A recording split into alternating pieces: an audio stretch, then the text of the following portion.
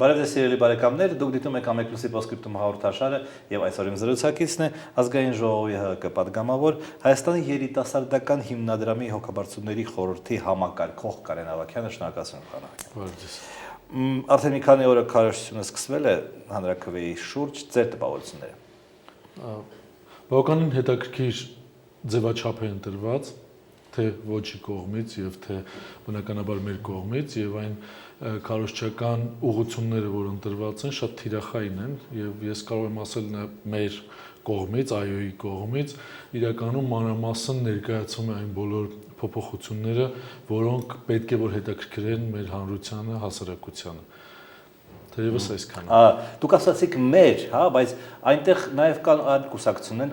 այդ թվում անդիմադիր, որոնք նույնպես այո են կարոզում։ Դուք միասին եք կարոզում, թե դուք խոսում եք հանրապետական։ Դուք գիտեք, որ առանձին շտաբերով են ներկայացնում այոյի քարոզչությունը եւ ես այս պահին խոսում եմ հենց հանրապետական կուսակցության այոյի շտաբի քաղաքականության մասին։ Եվ իսկապես այն ասացիք կետեր են, որոնք հետաքրքրում են։ Ինչ որ կետեր մարդկանց հետաքրքրում են։ Տեսեք, շատ էին խոսում կառավարման համակարգի փոփոխության մասին, խոսում էին գլխավոր գերագույն հրամանատարի մասին, թե ոնց է փոփոխվելու եւ ով է համակարգելու կամ գլխավորելու։ Շատ տարբեր հարցեր էին, դատաիրավական մասով էր հարցադրումներ լինում։ Ամեն դեպքում բոլոր նմանատիպ հարցադրումներին կա պատասխան, կա բացատրություն եւ հիմնավորում։ Եվ շատ կարևոր են այդ հիմնավորումները, քանի որ տարբեր կերպ են մեկնաբանում մեր ընդդիմադիր գործընկերները եւ երբ որ դրվում են հիմնավորումները, արդեն իրենց համար է դժվար լինում անգամ իրենց ոչը ներկայացնեն ու հիմնավորեն։ Շատ դեպքերում ոչի կողմից հիմնավորումներ չկան, ուղղակի ոչ է դա, որը իմ կարծիքով չի կարող մեծ ազդեցություն ունենալ հասարակության վրա, այսինքն ուղղակի ոչ առանց բացատրության կամ ուղղակի ոչ հորինած բացատրությամբ։ Դրանք շատ միանգամից մեր հասարակությունը ընկալում է եւ այսօրվա մեր հասարակությունը գիտակից հասարակություն է եւ շատ հստակ թացը չորից տարբերում է հավատացած։ Հաշվարկը հետեւյալն է. ժողովուրդը չի սիրում իշխանություններին, մենք ասում ենք իշխանությունները ուզում են վերարտադրվեն, այսինքն ոչի կողմնակիցներն են այդպես։ Ես համաձայն չեմ, ախր երբ որ ասում եք ժողովուրդը չի սիրում իշխանություններին, ժողովրդի մի հատվածը միգուցե չի սիրում իշխանություններին, բայց եւ նման կարիք էլ չկա սիրել, չսիրելու խնդիր դրված չի, բայց ամեն դեպքում իշխանությունը պատասխանատվություն է վերցրել իր վրա, իշխանությունը այսօր կարողանում է իր քաղաքականության արդյունքում ապահովել մեր երկրի անվտանգությունը, իրականացնում է այն բոլոր գործընթացները, որը ի պաշտոնը եւ ի կոչման ինքը պարտավոր է անել։ Փաստարկները բանավեճի ժամանակ կրկնվում են։ Նրանք ասում են դուք ուզում եք վերարտադրեք, դուք ասում եք չէ, չենք ուզում վերարտադրվենք։ Մենք երբեք չենք ասում չենք ուզում վերարտադրվենք։ Նման բան քաղաքականության մեջ չի կարող լինել։ Եթե քաղաքական ուժը չի ցանկանում ընտրությունների արդյունքում նորից գալ իշխանության, դա նշանակում է այդ քաղաքական ուժը այլևս իրավունք չունի գոյություն ունենալ։ Ցանկացած քաղաքական ուժ ձգտում է ընտրությունների միջոցով գալ իշխանության, որպեսզի իրականացնի իր ծրագիրը։ Եվ պատահական չի Լևոն Տեր-Պետրոսյանը, որ հա տարիներ հետո փորձում էր ինչ-որ մի ուժի ձևով, տեսքով վերարտադրվել ու գալ իշխանության։ Այսինքն դա քաղաքականության մեջ ընդունված բան է։ Ով ասեց, որ դա վատ ձևակերպումներ ու դրսևորումներ ունի։ Ամբողջ աշխարհում ցանկացած քաղաքական ուժ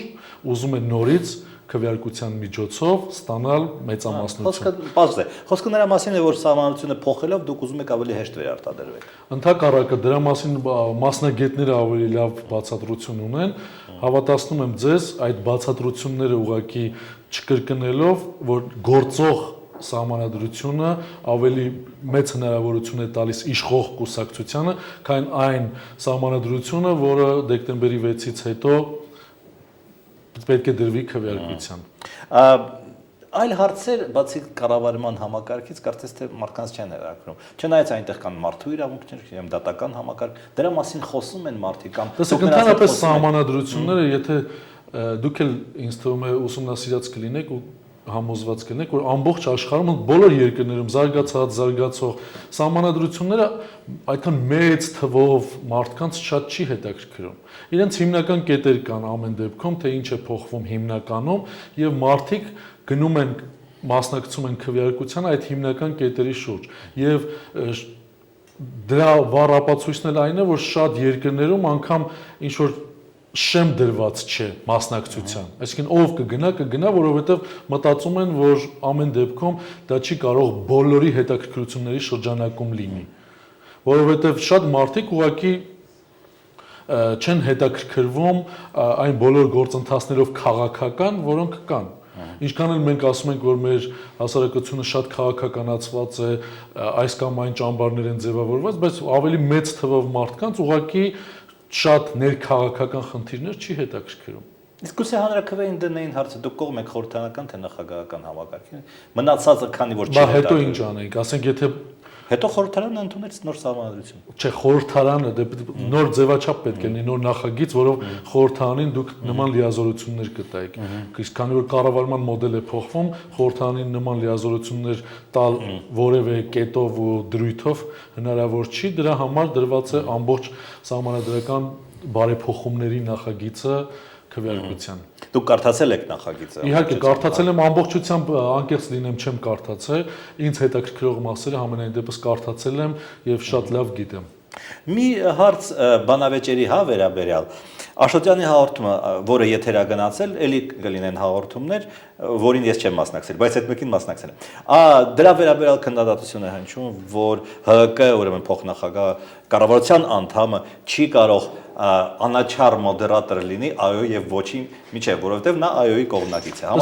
Նախ այդ հաղորդումը ԱՅՈ-ի ոչի համար չի ստեղծվել, ոչ էլ սահմանադրական այս գործընթացների համար է ստեղծվել, կարող է 1-2 հաղորդում նման լինի, հա, բովանդակությամբ, բայց հիմնական հաղորդումը մի քիչ այլ է, քան այն, որ մարդիկ փորձել են պիտակավորել։ Եվ իմ կարծիքով դա հիմնականում պատճառ գտնելու, չմասնակցելու ավելի շատ գործընթաց է, քան թե իրականությանը համապատասխանող խոսքեր, որտեղ ամեն դեպքում Աշոտյանն էլ է դրա մասին խոսել, որ ինքը այնտեղ իրականում հաղորդավար է։ Այսինքն դա կարող է անաչառ լինել։ Անկախ նրա, իհարկե կարող է անաչառ լինել։ Դուք որտեղ եք գնացել, ում եք հանդիպել եւ սովորաբար ես ձեզնից չթաքցնեմ, եթե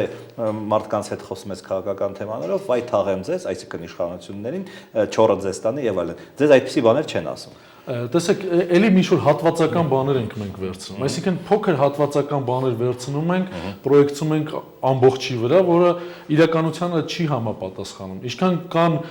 նման ձևակերպումներ, այնքան էլ շատ շնորհակալագրեր, շնորհակալություններ եւ բարի մաղթանքներ կան։ Եվ մենք երբեք դա չենք ցույց տալիս, ասում ենք, տեսեք, մեզ ասեցին շնորհակալություն կամ սա բարի մաղթանք էր, սա մեզ կամ ասեցին Աստված ձեզ պահապան։ Մենք չենք համադրում դրանք, որովհետեւ նա էլի ինչ որ մի խումբ մարդկանց կարծիք է։ Մենք ընդհանուր առմամբ անկախ այդ երկու կարծիքներից հստակ դիրքորոշում ունենք եւ հստակ քաղաքականություն ենք իրականացնում եւ Ինչքան էլ այդ կարծիքները կողքից հնչում են, ճիշտ է, լավ կլինի, որ նման կարծիքներ չլինեն կամ շատ քիչ լինեն, բայց ամեն դեպքում դա չի խանգարում այն ընդհանուր process-ներին ու գործընթացներին, որ մենք այս պահին իրականացնում ենք։ Դուք գնում եք ինչ-որ շրջաններ, չգիտեմ, քաղաքում հանդիպում եք մարդկանց հետ։ Տեսեք, իմ շրջանակը մի քիչ ավելի շատ երիտասարդական շրջանակ է։ Ես հիմնականում երիտասարդության հետ եմ աշխատում եւ փաստացի իմ թիրախումբը եւ իմ թիմը, այսպես ասած, երիտասարդներ են։ Բնականաբար ամենօրյա աշխատանք է, բնականաբար ամենօրյա հանդիպումներ են։ Եվ մենք հնարավորինս փորձում ենք ներկայացնել, հնարավորինս բացատրում ենք, հնարավորինս ներգրավում ենք մեր թիմակիցներին այդ բացատրական աշխատանքների մեջ։ Այսինքն ձեր թիմակիցներն են ձեր լսարանը, թե ընդհանրապես չի կարող միայն մեր թիմակիցները լինի մեր լսարանը։ Մեր թիմակիցներն էին մեր լսարանը նախքան քարոզչությունը, այսինքն երբ որ չէր սկսվել ամբողջ այս քարոզարշավը, մենք մեր թիմակիցներին էլ ամբողջությամբ բացատրելու խնդիր ու կարիք ունենք եւ այդ գործը մենք հստակ իրականացել ենք, հիմա քարոզչությունը արդեն մեր թիմակիցների միջոցով մենք իրականացնում ենք ավելի մեծ քարոզ։ Այսինքն դուք ենթադրենք գնացիք որևէ գյուղի կենտրոն, ենթադրենք, հա, դուրս եկաք եւ սկսեցիք քարոզել այո, ինչ կլինի այդ դեպքում։ ինչ հարցեր կտան ձեզ, ինչ Տեսեք, դա գուշակությունների դաշտի չէ, բայց ամեն դեպքում հարցերը շատ 1-2 հարցից տեղափոխվում է սոցիալական դաշտ։ Այսինքն մարդիկ մտածում են, որ սահմանադրական բարեփոխումներով միգուցե սոցիալական խնդիրների պատասխան պետք է գտնեն իրենց համար, բայց սա քայլ է, որը հետագայում պետք է լուծի իրենց սոցիալական խնդիրները։ Ուղղակի կապել, որ ընդունվելուց անմիջապես հետո իրենց սոցիալական խնդիրները լուծվելու է, չէ, իրականության հետ մենք պետք է անկեղծ լինենք, բայց ինքը քայլ է, որով վաղը մյուս օր ապահովելու է իրենց բոլոր այն խնդիրների լուծումը, որը իրենք բարձրացնում են։ Եթե կարելի մի քիչ մանրամասն, այս քայլը եղավ, սահմանությունը ընդունվեց, հետո արվելու են ինչ քայլեր, որ սոցիալական վիճակը լավանա։ Տեսեք, ամեն ինչ նախ ընտրությունների արդյունքում, համապատասխան պարլամենտ ընդունվելուց հետո, համապատասխան պարլամենտ արդեն նոր սահմանադրությամբ ձևավորված, համապատասխան վերահսկողական բոլոր մեխանիզմների կիրառմամբ, հետևողականության արդյունքում, կառուցողական ընդդիմության հայտնվելու արդյունքում հնարավոր են այդ ամբողջ գործընթացները ավելի տեսանելի, ավելի վերահսկելի դառնալ։ Եվ այդ ամբողջ գործընթացը ես հավատացած եմ, որ կբերի նաև այն խնդիրների լուծմանը, որոնք այսօր օբյեկտիվ եւ սուբյեկտիվ պատճառներով հնչեցվում են։ Ինչպես է այդ գործընթացը բերում։ Այսինքն այլևս падգամավորներ չեն դառնա մեծահարուստներ, օլիգարխներ, որոնք սերտաճեր են իշխանության։ Տեսեք, ժողովուրդն է ընտրելու եւ դուք գիտեք, որ հիմա համապատասխան քաղաքական ուժերի միջոցով են այդ մարդիկ ներկայացված լինելու։ Մեծամասնական ընտրական համակարգը դուրս է գալիս։ Եվ եթե ժողովուրդը այս կամ այն տարածքում, այս կամ այն կուսակցությանը ձայն տալով նաև ձայն կտա կոնկրետ մարդուն, դա կոնկրետ ժողովրդի խնդիրն է։ Տեսեք, անընդհատ մենք կապում ենք քաղաքական իրավիճակի հետ, բայց ամեն դեպքում ընտրողը ժողովուրդն է, ընտրողը կոնկրետ տարածքում ապրող բնակիչն է։ Անկամ գործողի ժամանակ, երբ որ մեծամասնական падգամավոր են ընտրում, ամեն դեպքում ընտրում է կոնկրետ տարածքի քաղաքացին։ Շատ բարի։ Այդ մարդիկ, որոնք հիմա կազմում են մեծամասնություն ձեր խմբակցության մեջ եւ զբաղվում են բիզնեսով, նրանք չեն խախտում օրենքը։ Տեսեք, նրանք բազմիցս այդ հարցերի պատասխաններ տվել են, որ իրենք սեփականատերեր են, բայց բիզնեսով չեն զբաղվում եւ ես չեմ ուզում ես անդրադառնամ, ես հավատում եմ, որովհետեւ իմաստ չունի սեփականատիրոջը զբաղվել բիզնեսով, որովհետեւ կարող են մարդ նշանակել, ով գործադիր հատվածը կիրականացնի, որևէ խնդիր չկա։ Այսինքն մեր պատկերացումները 90-ական թվականների պատկերացումներ են, երբ որ մտածում ենք անձամբ այդ մարդը պետք է զբաղվի բիզնեսով։ Այդ մարդը կարող է լինել սեփականատերը, որը օրենքով որևէ խնդիր չի առաջացնում եւ չի սահմանափակում, բայց դրա գործադիր հատվածը եւ իրականացվող մասը ինքը կարող է ցանկացած մարդու ներկայացնել որպես գործադիր տնօրեն կամ այլ ինչու են այդ սեփականատերերը ՀՀԿ-ում եւ ԲՀԿ-ում, իսկ անդիմության մեջ չկան։ Չեք կարող նման բան ասել, ես ձեզ ասեմ Լևոն Տեր-Պետրոսյանի այն ամբողջ գործընթացի ժամանակ, երբ որ շատ գործարարներ, լավ մի խումբ գործարար, որին դուք ճնշեցիք։ Բացարձակ ճնշում չի եղել, ինքը շարունակում էր ամբողջ այդ process-ին գործընթացներին ակտիվ մասնակցություն ուներ եւ չեմ կարծում, որ դա միայն հանրապետականում է, բոլոր ֆրակցիաներում էլ, բոլոր կուսակցություններում էլ, ամենայն դեպս պարլամենտում այս կամ այն մակարդակով ներկայացվածություն կա։ Երբ կարող ես ասել, որ դա քաղաքական կուսակցություն է, երբ կուսակցությունը 20 կուսակցությունները քաղաքական եւ ոչ քաղաքական չեն լինում։ Այդ ձևակերպումն էլ սխալ արմատավորում է։ Կուսակցությունը դա քաղաքական է։ Եթե կուսակցություն է, նա 20 տարի մնում է իշխանության, հա, նա ընդհանրապես չի քաղաքական հարցերով չի զբաղվում, որովհետեւ դա բանը նախարարներ, ԿԳԲ, բոլորը իրանցն են, բանակը եւ այլն։ Երբ որ դուք դառնաք անդիմություն, երբևէ եթե դառնաք, դուք կմնաք որպես կուսակցություն, թե չէ։ Իհարկե կմնանք որպես կուսակցություն։ Իհարկե, որևէ խնդիր չկա, ես եւ չեմ էլ տեսնում նոմենկլատուրայի խումբը, հա, նոմենկլատուրային խումբը, դուք նոմենկլատուրային խումբը եք, հա, 90-ականները վաղուց անցել են, անցյալում են մնացել։ Այսինքն այն պատկերացումները, որ դուք ունեք ՀՀՇ-ի մասին ոնց եղավ, ասեմ տարբերությունը։ Այսօր մեր կուսակցությունը դարձել է եվրոպական չափանիշներին համապատասխան կուսակցություն։ Մեր կուսակցությունը ԵԺԿ անդամ կուսակցություն է եւ ԵԺԿ անդամ կուսակցություն ոչ բոլորը կարող են դառնալ։ Դու պետք է ցույց տաս ընդհանրապես քո քաղաքական ամբողջ գործընթացները, կառուցվածքը եւ մնացած բոլոր այն process-ները, որոնք համահունչ են եվրոպական կուսակցություններին։ Ինչ ենք մենք ցույց տվել, դա թողնենք մեզ, որովհետեւ մեր ցույց տվածի արդյունքում մենք դարձել ենք